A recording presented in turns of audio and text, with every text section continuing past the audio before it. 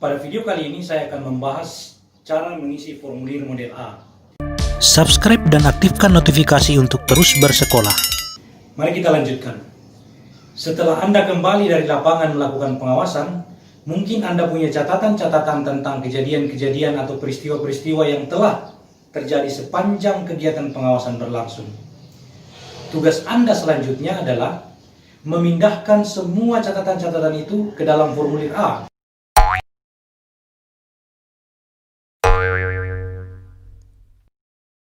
Memindahkan semua catatan-catatan itu ke dalam formulir A agar tercatatkan secara rapi dan runut. Pertama, tentu dan harus Anda sudah punya blanko formulir model A di dalam komputer atau laptop Anda. Formulirnya seperti ini. Mari kita isi satu persatu bagian-bagiannya. Untuk bagian judul, abaikan saja, termasuk kosongkan bagian nomor dan bagian bulan. Bagian ini akan kita isi setelah mendapat nomor dari sistem form A daring Bawaslu. Selanjutnya, bagian pertama dari formulir model A ini ialah data pengawas. Data pengawas silahkan isi dengan nama Anda. Jika Anda sebagai pengawas melakukan pengawasan seorang diri, maka pada bagian ini cukup menuliskan nama Anda saja. Jika pengawasan dilakukan lebih dari satu orang, mungkin 2 atau 3 orang, atau dalam bentuk tim, maka nama-nama tim pengawas dituliskan secara berurut seperti ini. Dimulai dari penanggung jawab tim, kemudian nama komisioner pengawas yang lain, dan selanjutnya staf sekretariat yang membantu pengawasan. Ingat, nama penanggung jawab tim selalu berada di nomor urut 1, dan pastikan penanggung jawab ini yang nanti akan bertanda tangan di bagian bawah formulir model A. Selanjutnya, jabatan. Tuliskan jabatan secara berurutan sesuai dengan urutan nama-nama pada tim pengawas. Jadi, nama nomor 1 dituliskan jabatannya pada nomor 1, nama nomor 2 dituliskan jabatannya pada nomor 2, dan seterusnya ke bawah. Kemudian kolom alamat domisili. Tuliskan alamat domisili sesuai KTP dari pengawas. Kalau pengawas lebih dari satu orang atau dalam bentuk tim, maka cukup menuliskan satu alamat domisili, yaitu domisili dari penanggung jawab tim. Ingat, alamat domisili sesuai KTP. Kenapa sesuai KTP? Karena informasi ini akan menjadi syarat formil untuk diregistrasi sebagai temuan jika formulir ini mengandung unsur dugaan pelanggaran. Pada bagian kedua, kegiatan yang diawasi. Kolom pertama adalah tahapan yang diawasi. Anda dapat mengisi bagian ini dengan tahapan yang sedang diawasi.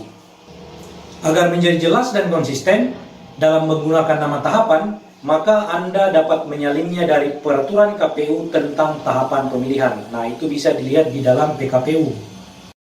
Kolom non tahapan ini, pada kolom ini diisi dengan tema-tema pengawasan yang menjadi pengawasan pemilu, tetapi tidak secara spesifik disebutkan sebagai tahapan pemilihan di dalam peraturan KPU. Misalnya, pengawasan netralitas ASN, TNI, dan Polri, pengawasan tindakan atau perbuatan petahana, atau pengawasan politisasi isu SARA, uraian kebencian, berita hoax. Kolom non-tahapan ini dapat dikosongkan jika pengawasan memang difokuskan pada tahapan tertentu yang spesifik.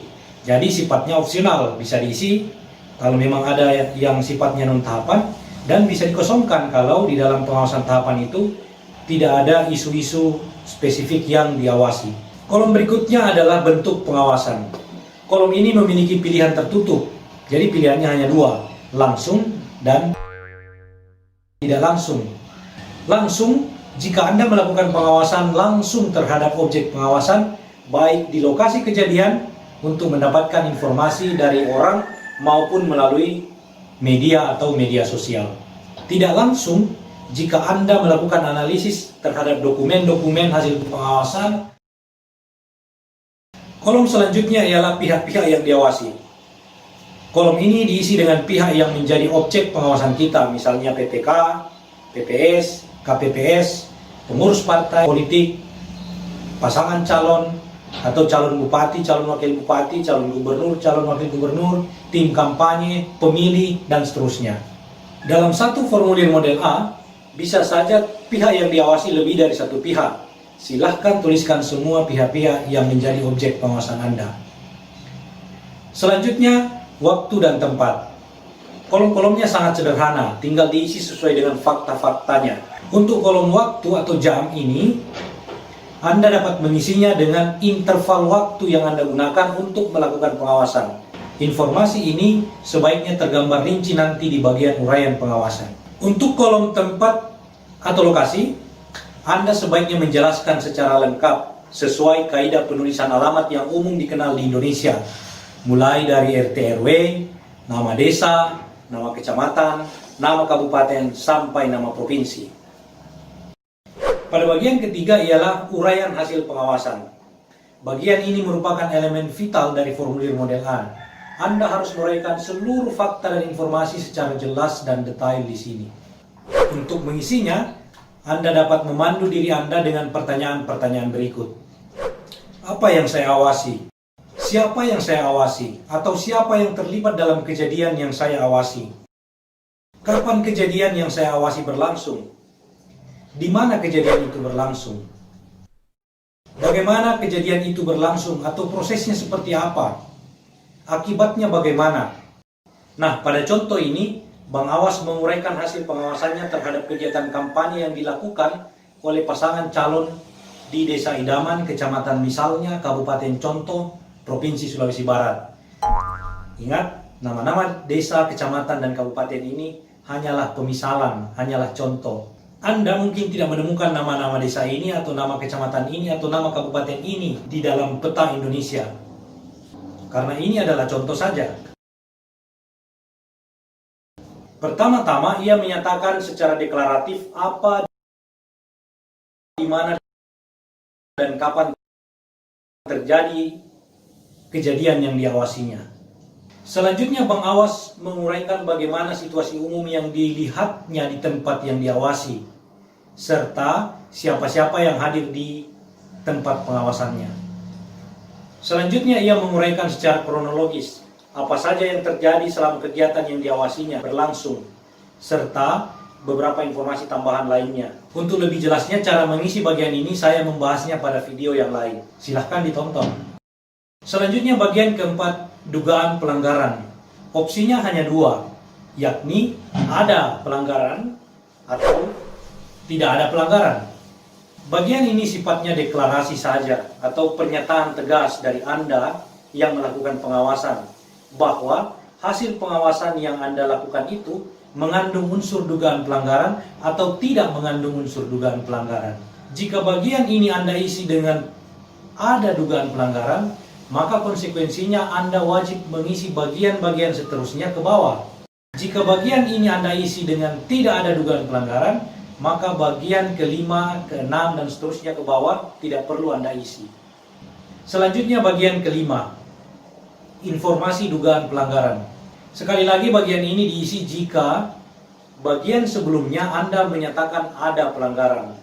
Bagian ini terdiri atas 4 informasi penting yang harus Anda lengkapi. Pertama, tempat kejadian. Kolom ini diisi dengan tempat terjadinya kejadian berlangsung. Kolom ini biasanya sama dengan tempat atau lokasi pengawasan. Namun, pada kejadian tertentu bisa saja berbeda. Misalnya lokasi pengawasan Anda ialah di Desa Idaman, tetapi terjadi kejadian di tempat lain akibat imbas dari kegiatan yang Anda awasi di Desa Idaman tadi. Maka lokasi kejadian dugaan pelanggaran bukan lagi di Desa Idaman. Kolom selanjutnya adalah waktu kejadian. Anda dapat mengisinya sesuai dengan tanggal terjadinya dugaan pelanggaran yang Anda dapatkan di lapangan. Kemudian nama pelaku. Anda mengisi kolom ini dengan nama orang yang melakukan dugaan pelanggaran pemilihan. Nama pelaku bisa lebih dari satu orang, tergantung peran orang-orang dalam tindakan yang Anda duga sebagai tindakan pelanggaran pemilihan. Kemudian kolom status pelaku. Anda isi dengan status pelaku dalam konteks penyelenggaraan pemilihan ini. Jadi pilihannya ialah bisa saja pelaku itu merupakan anggota KPU, anggota PPK atau ketua PPK, calon bupati, tim kampanye, pemilih, ASN, dan seterusnya. Jika terdapat dugaan pelanggaran di dalam formulir model A ini, maka bagian ini sangat penting dan sangat disarankan untuk tidak dikosongkan, harus diisi. Karena keempat informasi ini merupakan bagian dari syarat formil dan syarat material agar kejadian yang Anda duga pelanggaran pemilihan ini dapat ditetapkan sebagai temuan di dalam rapat pleno.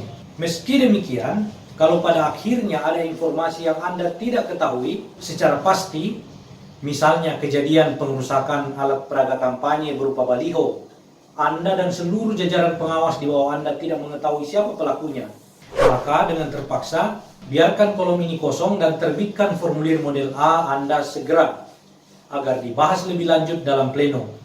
Keputusan rapat pleno yang akan menentukan tindakan apa yang akan atau harus dilakukan selanjutnya terhadap dugaan pelanggaran pengerusakan alat peraga kampanye tadi. Bagian ke-6 ialah uraian dugaan pelanggaran. Mari kita perhatikan kembali isi pidato calon bupati pada contoh uraian hasil pengawasan Bang Awas. Kalau uraiannya seperti ini, maka tidak ada dugaan pelanggaran. Tetapi bagaimana kalau dalam pidatonya sang calon bupati ada kata-kata seperti ini? Saya mengajak saudara-saudara untuk mari kita bersama-sama membakar rumah-rumah kampung warga desa Idola. Jika sampai ada satu saja orang warga desa Idola yang datang berbuat onar di desa ini, warga desa kampung Idola merupakan pendukung pasangan calon yang lain. Kita lawan mereka. Maka Bang Awas akan menambahkan satu poin di sini.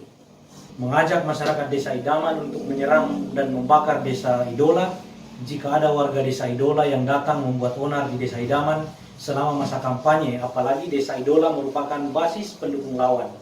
Poin ini sudah mengarah pada dugaan pelanggaran pemilu. Tetapi Bang Awas tidak perlu menguraikannya pada bagian hasil pengawasan. Bang Awas akan menguraikannya pada bagian uraian dugaan pelanggaran. Kira-kira isinya seperti ini. Pertama-tama, dia akan menyalin kembali bagian dari uraian hasil pengawasan yang mengandung unsur dugaan pelanggaran dan memindahkannya ke dalam uraian dugaan pelanggaran. Bahwa calon bupati Saudara K pada saat menyampaikan pidato kampanyenya mengajak masyarakat Idaman untuk menyerang desa Idola jika ada warga desa Idola yang datang berbuat onar dari desa Idaman. Kemudian, Bang Awas mulai melakukan analisa. Dia menuliskan pada bagian kedua bahwa pernyataan Saudara K tersebut diduga menghasut masyarakat desa Idaman dengan masyarakat desa Idola. Selanjutnya Bang Awas membuat kesimpulan bahwa perbuatan menghasut antar kelompok masyarakat sebagaimana dilakukan oleh Saudara K patut diduga melanggar ketentuan larangan kampanye dalam pasal 69 huruf C Peraturan Pemerintah Pengganti Undang-Undang Nomor 2 Tahun 2020. Sebelum kesimpulan ini bisa juga diawali dengan menguraikan secara detail pasal-pasal atau aturan-aturan hukum yang diduga dilanggar. Tetapi hal tersebut dapat kita lakukan dalam rapat pleno, jadi tidak wajib dituangkan di dalam formulir model A ini. Untuk lebih jauh bagaimana mengisi bagian ini, Anda dapat melihat pada video saya yang lain. Selanjutnya bagian ketujuh adalah saksi-saksi. Bagian ini kita isi dengan nama-nama saksi yang melihat kejadian atau peristiwa. Jika memungkinkan, nama-nama saksi ini dilengkapi dengan alamat, nomor telepon, atau identitas lain agar mudah untuk dihubungi jika dibutuhkan untuk proses klarifikasi. Dalam hal dugaan pelanggaran tindak pidana, maka kita dapat menuliskan tim pengawas lainnya, apakah itu staf sekretariat, sebagai saksi. Bagian ke-8 adalah bukti pendukung. Bagian ini bisa berupa foto, dokumen, rekaman audio atau visual, atau benda-benda lain sebagai barang bukti. Kemudian pada bagian tempat dan tanggal, Anda isi dengan tempat dan tanggal diterbitkannya formulir model A. Untuk tempat, Anda dapat menuliskan nama wilayah pengawasan. Dalam hal ini, nama kecamatan untuk Panwascam, nama kelurahan atau nama desa untuk Panwaslu desa dan Panwaslu kelurahan, serta pengawas TPS. Untuk penulisan tanggal laporan, harap disesuaikan dengan tanggal Anda melakukan upload ke form A daring. Harap diperhatikan juga, jika terdapat unsur dugaan pelanggaran di dalamnya, formulir A sudah harus diterbitkan paling lambat sebelum 7 hari dugaan pelanggaran itu diketahui. Selanjutnya, tuliskan nama lengkap dan jabatan Anda di bagian sini. Dengan demikian, formulir model A Anda sudah terisi secara lengkap. Demikian video ini, semoga dapat membantu Panwas Kecamatan, Panwas Desa Kelurahan, pengawas TPS dalam menuliskan laporan hasil pengawasannya secara baik. Kalau ada pertanyaan, silahkan konsultasikan dengan Bawaslu Kabupaten atau Bawaslu Kota di mana Anda mengawasi.